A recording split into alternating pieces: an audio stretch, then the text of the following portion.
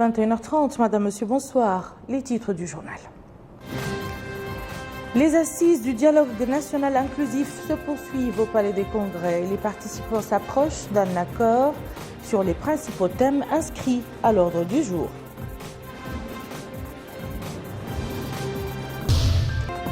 Notre pays signe avec le Japon une convention portant sur 1,2 milliard d'ouguiya destinée au programme national de la sécurité alimentaire.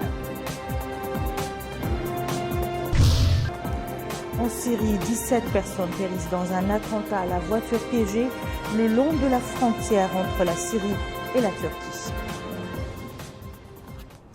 Et nous ouvrons ce journal par le courrier du président de la République. Mohamed Abdelaziz a adressé aujourd'hui un message de condoléances à son Altesse le Prince Maha Vajiralongkorn,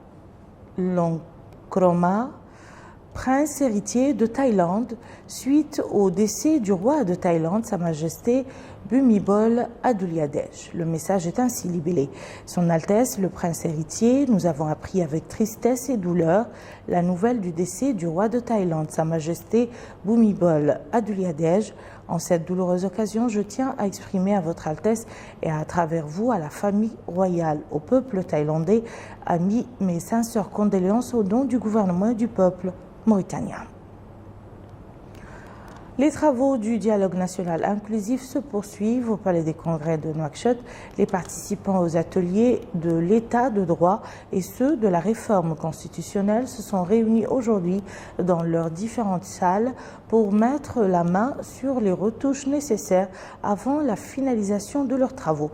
Compte rendu avec Abdoul Adamaba. Les concertations vont bon train au Palais des Congrès. Ainsi, les séminaristes continuent de discuter afin de trouver un consensus sur certains points. Les intervenants sont tour à tour revenus sur les questions liées à l'état de droit et à la justice sociale, dont particulièrement les libertés individuelles et collectives, la cohésion sociale et l'unité nationale. Nous sommes dans un dialogue. Toutes les forces vives de la nation se sont retrouvées pour discuter des grandes problématiques qui se posent à la nation mauritanienne. Il faut comprendre aussi que la Mauritanie est une nation relativement jeune. Toutes les grandes nations se sont construites à travers des siècles. Nous avons quasiment juste quelques décennies. Nous devons accepter le principe selon lequel les institutions doivent être dynamiques.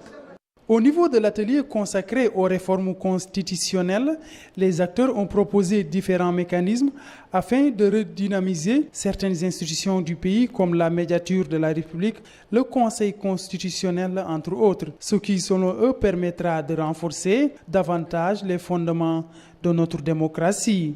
Pour ce participant, tout se déroule normalement. Chacun s'exprime librement.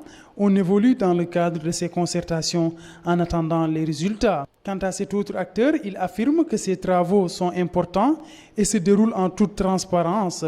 Au niveau de l'atelier relatif aux réformes constitutionnelles, on a discuté du fonctionnement des institutions ainsi que des lois de la République. Les participants ont exprimé leur satisfaction d'avoir pris part à ces travaux qui, disent-ils, leur a permis de débattre de questions fondamentales relatives à l'avenir du pays. Quant aux participants à l'atelier portant sur la problématique politique et celui de la bonne gouvernance, ils ont eu à approfondir les discussions sur les points de convergence. Les travaux dans ces deux ateliers ont permis de dégager de nombreuses pistes de réflexion. Aminata Khan.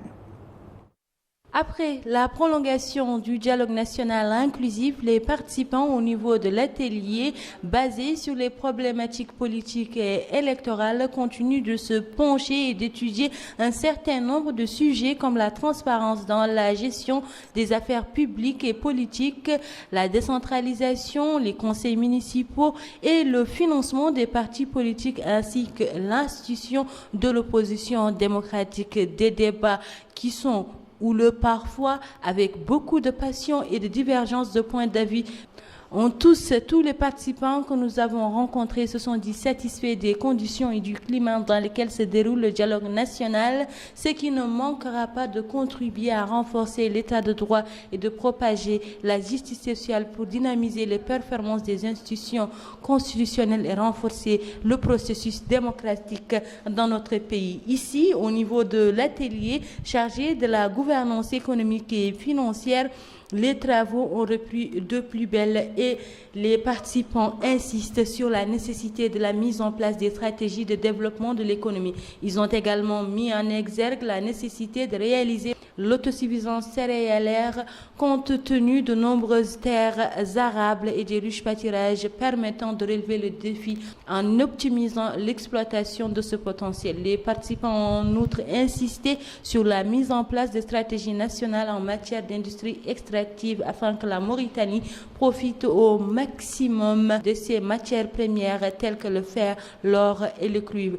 Les participants au niveau de l'atelier de la bonne gouvernance discutent de plusieurs sujets en corrélation avec le développement économique, la répartition équitable des richesses, l'enracinement de la gouvernance environnementale équilibrée ainsi que la prise en compte des exigences du développement durable et la transparence dans la gestion des deniers publics. Le ministre de la Défense nationale, M. Diallo Mamadou Batia, a décoré ce matin, au nom du président de la République, le chef d'état-major général des forces armées saoudiennes, le général d'armée Abdelrahman Ben Salah Al-Bounian, de la médaille de commandeur de l'Ordre du Mérite national. Le chef d'état-major général des forces armées saoudiennes, le général d'armée Abdelrahman Ben Salah Al-Bounian, qui vient de quitter la capitale, a effectué une visite de 3 jours dans notre pays. Bokar Baylama. Cette cérémonie de décoration de la médaille de commandeur de l'Ordre du Mérite national au chef d'état-major général des forces armées saoudiennes est empreinte de solennité. Et c'était en présence du chef d'état-major général des armées, le général de division Mohamed Ould-Cheikh Mohamed Ahmed, de l'ambassadeur d'Arabie Saoudite à Nouakchott, du secrétaire général du ministère de la Défense nationale et de plusieurs officiers du ministère de la Défense nationale et des chefs de bureau et de direction au niveau de l'état-major général des armées. Après la cérémonie de décoration, cap sur l'école supérieure polytechnique de Nouakchott. Sur place, le chef d'état-major général des forces armées saoudiennes, le général d'armée Abdelrahman Ben Salah Al-Bounian, a été accueilli par le chef d'état-major général des armées, le général de division Mohamed Ould-Cheikh Mohamed Ahmed, du chef d'état-major adjoint des forces armées, le général de division Hanan Ould-Sidi, du directeur général de l'école supérieure polytechnique de Nouakchott. Puis, l'hôte saoudien a passé en revue un détachement des forces armées venir rendre les honneurs. Les officiers supérieurs et le corps professoral de l'école étaient également présents à l'accueil de l'hôte saoudien.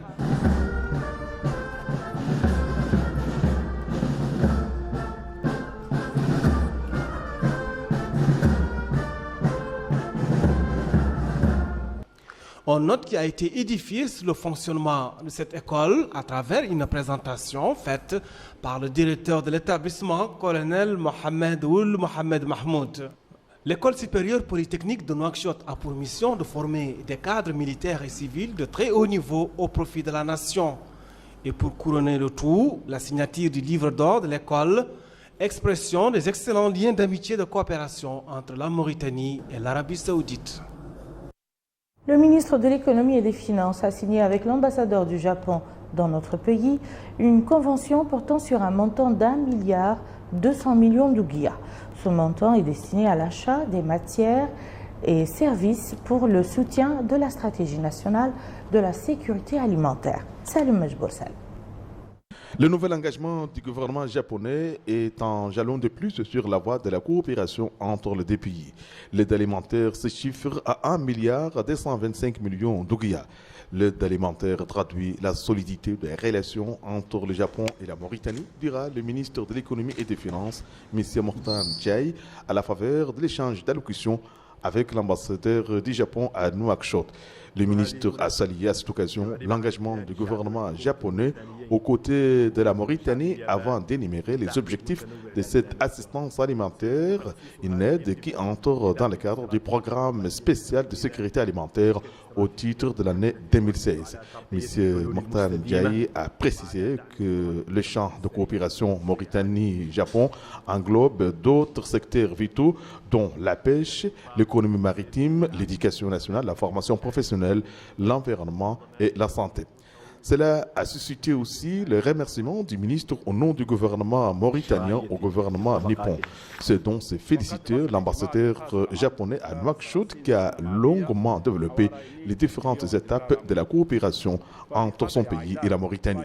Une coopération qui date de 1981 dans le domaine précisément de la sécurité alimentaire. Les critères qui fondent la confiance, tel est le thème choisi cette année par le ministère du Commerce, de l'Industrie et du Tourisme pour célébrer la Journée mondiale de la qualité. L'intérêt de la qualité est un moyen essentiel de développement des outils de production et de transfert d'expérience et d'expertise. C'est ce qui ressort des grands axes de la célébration de cette journée. Retour à Salem Mejbour toujours. Les manifestations marquant cette journée mondiale ont fait ressortir l'effort du gouvernement mauritanien en matière de normalisation. Cette normalisation qui ne se limite plus à l'évaluation de la conformité des produits, mais touche désormais tous les domaines de la vie, à l'exemple de la gouvernance et le développement durable. La normalisation cible également les phénomènes qui minent la société comme la corruption qui prend aujourd'hui diverses formes et manifestations. Ces questions qui préoccupent le monde ont été au centre de l'intervention de Mme Naha Menthamdi Oulmoknas, ministre du Commerce, de l'Industrie et du Tourisme. En dépit d'une législation nationale et des conventions internationales visant à lutter contre la corruption, ce phénomène demeure un frein à l'économie. Il conduit à la pauvreté, augmente les charges et le coût et nuit à la qualité des produits, fera remarquer Mme Naha Menthamdi Oulmoknas, qui a rappelé pour l'occasion l'intransigeance du président de la République sur la question de la corruption. Cela conforte, a précisé Mme la ministre, l'action de son ministère qui envisage la publication prochaine des normes nationales en matière de lutte contre la corruption, conformément aux standards internationaux. Ceci en adéquation avec la norme ISO qui sera adoptée justement ce jour par l'Organisation mondiale de la normalisation. Lancement aujourd'hui à Nouakchott des activités du projet de lutte contre l'extrémisme et la promotion de la citoyenneté chez les jeunes. Un projet exécuté par le ministère de la Jeunesse et des Sports en collaboration avec le programme des Nations Unies et le Royaume du Japon. Ce programme profitera à de nombreux jeunes issus des 3 wilayas de Nouakchott. Abdul Adamaba nous en dit plus. 3 jours durant, ces jeunes venant des 9 Mokata de la ville de Nouakchott seront mis à contribution afin d'assurer une participation efficace et constructive des jeunes dans le dialogue social et économique. Ce projet vise à sensibiliser les jeunes sur les questions de développement durable, prévenir et lutter efficacement contre le terrorisme et la radicalisation. Mohamed Valoul Abdi, secrétaire général du ministère de la Jeunesse et des Sports, a indiqué que la jeunesse est une frange importante du pays. Il a par la suite souligné que cette frange occupe une place importante dans le programme du président de la République. Les différents aspects de ce programme ont été soulignés. Les projets lutte contre la radicalisation des jeunes et promotion de la citoyenneté en Mauritanie que nous allons lancer aujourd'hui est l'un des premiers projets en appui à la stratégie de la jeunesse et des sports. Compte tenu de sa taille et de sa portée géographique, il s'agira essentiellement d'un projet catalyseur qui se focalise principalement sur les organisations des jeunes dans les villes de Kaedi, Aleg, Rosso, Selibabi, Tidija et Nouakchott. Au cours de cette cérémonie de lancement, une communication a été effectuée, communication qui a permis aux participants de se familiariser avec ce projet ainsi que la contribution qui est attendue de la part des jeunes dans le cadre de la promotion d'une citoyenneté active. 10 jours que les classes ont ouvert leurs portes, c'est certes peu pour évaluer l'affluence, mais notre reporter Bokar Bailaba a décidé d'aller vers les écoles, voir où en sont les enseignants et les élèves. 2 semaines après la rentrée scolaire effectuée le 3 octobre, élèves et enseignants retrouvent petit à petit les automatismes de l'éducation nationale. Ce n'est pas encore la grande affluence dans les salles de classe et dans les cours de récréation, mais tout le dispositif est en place pour une nouvelle année scolaire pleine de réussite. Qu'on soit du côté des parents d'élèves, on estime que cette rentrée des classes s'est effectuée sans encombre. Du côté des élèves, on croise les doigts pour une année scolaire marquée par le sceau du succès, malgré les difficultés inhérentes aux études. Du côté de l'encadrement, autrement dit, le corps professoral, on espère finir les programmes à temps et que les élèves soient imprégnés de tout le programme avec la pédagogie. Depuis l'ouverture, les élèves viennent petit à petit. On vient de commencer, pratiquement on a commencé la semaine dernière. On a commencé, l'atmosphère c'est bien, quand même dans l'ensemble. Tous les enseignants sont pratiquement ici. Alhamdulillah. D'autres estiment que tout est calé pour que cette année scolaire aboutisse à des résultats probants. Depuis l'ouverture, nous sommes là dans les classes. Alhamdulillah, les élèves aussi sont venus. Nous avons commencé le travail. Et le travail, jusqu'à présent, continue très bien. La seule chose qu'on peut quand même déplorer, c'est que les élèves sont venus, ils ont oublié beaucoup de choses. Bon, cela aussi, ce n'est pas très grave parce que c'est dû aux vacances, certainement.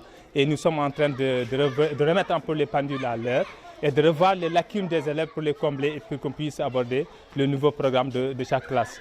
En définitive, une année scolaire, c'est un peu comme une aventure à laquelle il convient de se préparer avec soin. C'est encore un travail d'équipe où chacun, enseignant, parents et élèves, doit jouer sa partition avec efficacité. Le Parti du Travail et de l'Unité nationale a organisé hier une conférence de presse dans laquelle il a annoncé sa volonté de participer au dialogue national inclusif. Le leader de ce parti explique cette option par la nécessité pour un parti politique de respecter la loi fondamentale de ce pays qu'est la Constitution.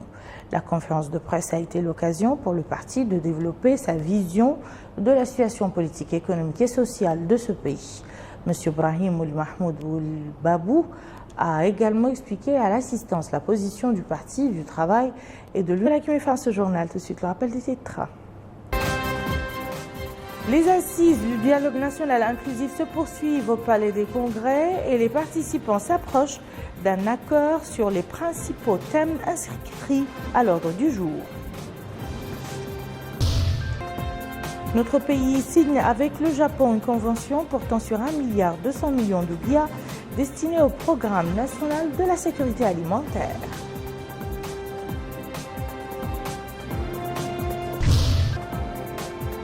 En Syrie, 17 personnes périssent dans un attentat à la voiture piégée le long de la frontière entre la Syrie et la Turquie.